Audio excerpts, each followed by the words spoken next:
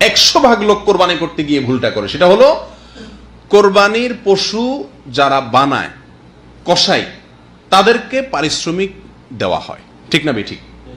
পারিশ্রমিক হিসাবে নগদ টাকা, তাদের সাথে চুক্তি থাকে হাজারে কত টাকা, এরকম একটা সিস্টেম আছে। এই সিস্টেমে গোটা গরু বলেন ছাগল বলেন এটা তারা বানায়। এই তাদের সাথে যে অর্থ চুক্তি থাকে পারিশ্রমিক হিসাবে, এই পারিশ্রমিকের বাইরে তাদেরকে আবার কোরবানির পশু থেকে কি দেওয়া হয়? গোশত দেওয়া হয়।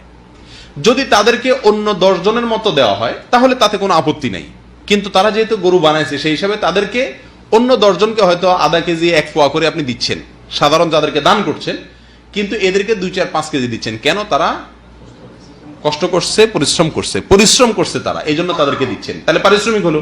পরিশ্রম করছে সেটাকে খেয়াল রেখে দিলেন, তাহলে এটা কি হলো? পারিশ্রমিক হলো। আর এই পারিশ্রমিক হিসাবে আপনার কোন কসাইকে অতিরিক্ত গোশত বলেন বা পশুর অন্য কিছু বলেন এটা দেওয়া শরীয়তে জায়েজ নাই।